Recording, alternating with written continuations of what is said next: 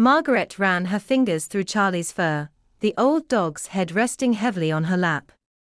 The kitchen smelled of freshly baked bread and lavender, the kind of scent that lingered in the walls of a house too big for one person. The clock on the wall ticked steadily, too steadily, reminding her of the silence that had settled in ever since her husband passed. She liked to talk to Charlie, not because she expected answers, but because his eyes were warm and patient. Daniel Carter knocked on the back door the way he always did, 3 short raps and 1 long. Margaret smiled as she stood, smoothing her blouse. He was early today. He usually was. She opened the door to find him holding a small bundle of daisies, dirt still clinging to the roots. "Thought you'd like these," he said, eyes crinkling at the edges.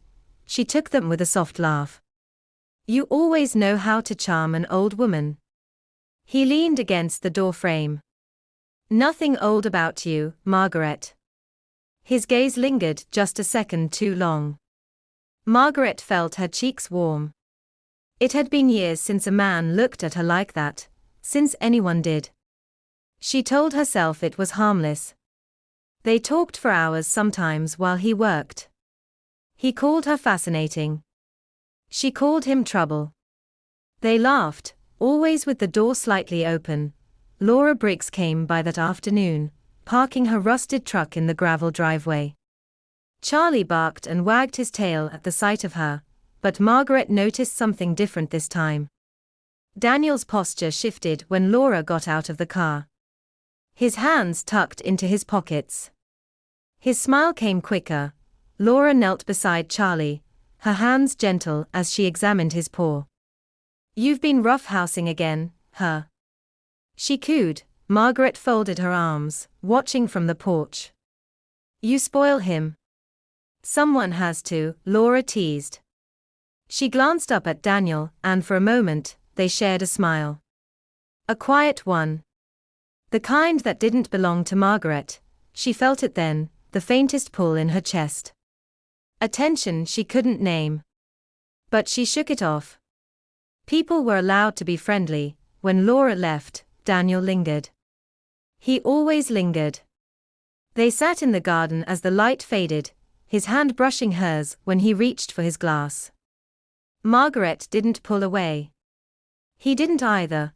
Charlie whined softly at her feet, his tail thumping once against the ground. Margaret patted his head, laughing quietly. "Jealous, are we?" But the way his ears flattened didn't feel like jealousy. It felt like warning. Margaret sat by the window with her tea going cold in her hands, watching Daniel move through the garden. He worked with an easy rhythm, but his attention kept drifting toward the driveway. She knew why. He thought she hadn't noticed the way his face lit up when Laura pulled in, the way his hands found reasons to touch her shoulder, her waist. It wasn't just friendliness. It was something else. She wanted to look away, to pretend it didn't matter. But it did. Daniel came in after dusk, brushing dirt from his palms. He kissed Margaret's cheek like it was habit now. She let him. He stayed longer than he should, his arm draped lazily over the back of the couch, fingers tracing circles on her shoulder. It was comfort. It was company. But it wasn't real. When he left, Margaret walked to the window again. She didn't even know why. Maybe it was instinct. Maybe it was hope. She saw him pause at the edge of the garden, checking his phone. A few minutes later, Laura's headlights cut through the dark. They didn't go far. Just enough to be out of sight. But Margaret knew. She saw the way Daniel pulled her close, the way Laura tilted her head back, laughing softly. It was tender. Intimate. The kind of touch he saved for someone else. Margaret sat down, but there was no anger. No rush of heartbreak. Just a dull ache spreading through her chest. She pressed her palms together, trying to stop the shaking. Charlie nuzzled her hand, whining softly. She scratched behind his ears, her voice barely a whisper. "It's okay. I'm fine." But she wasn't. The next time Laura came by, Margaret greeted her with a smile that felt heavier than usual. They talked about Charlie's paw, about the weather, about nothing at all. Daniel arrived halfway through the visit, breathless from the garden. Laura laughed at something he said, and Margaret watched the way their eyes met. The way they looked at each other like they shared something no one else could touch.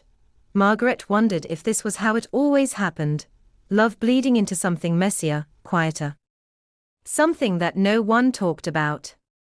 She let the conversation carry on without her, sitting back, as if she were just another piece of the furniture. No one noticed. But Charlie did. He rested his head on her lap, his soft breath warm against her fingers. She smiled down at him, stroking his fur. At least someone still saw her. Margaret sat on the porch steps as the sun dipped below the horizon, painting the sky in muted shades of orange and gray. Charlie lay beside her, his breathing slow and steady. She rubbed his ears absent-mindedly, eyes unfocused on the path leading to the garden. She wasn't waiting for Daniel. Not anymore. She already knew what she would see.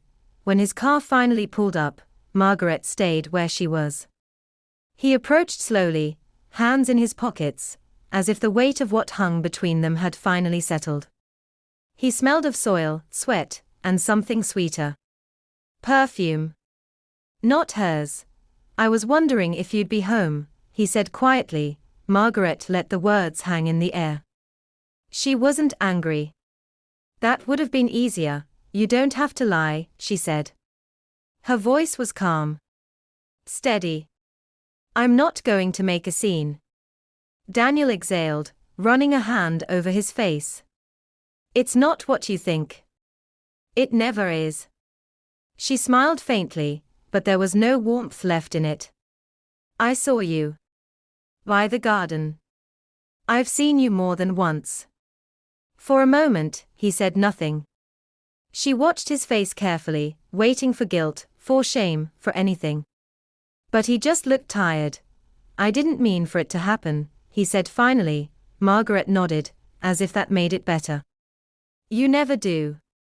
There was a time she might have cried, might have asked why she wasn't enough.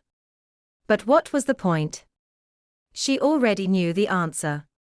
People wanted what made them feel alive. For Daniel, that wasn't her. Laura's truck pulled into the driveway a few minutes later. She stepped out, hesitant, as if sensing the heaviness in the air. Margaret greeted her with a smile so practiced it felt like second nature. Come in, she said. Tea's ready. They sat around the table like old friends, laughing in the way people do when they are trying too hard. Margaret listened to their voices, to the soft undercurrent of something unspoken. She wasn't part of it. She never had been. By the time they left, the house felt bigger than ever. Margaret stood by the door, her hand resting on the frame. She wanted to feel something, anger, sadness, anything. But there was only quiet. Charlie nudged her leg, his dark eyes searching hers. She knelt down, wrapping her arms around him, pressing her face into his fur. At least you won't leave, she whispered. He stayed close, his breathing warm and steady. It wasn't the kind of love that needed words. It was the only love that hadn't let her down.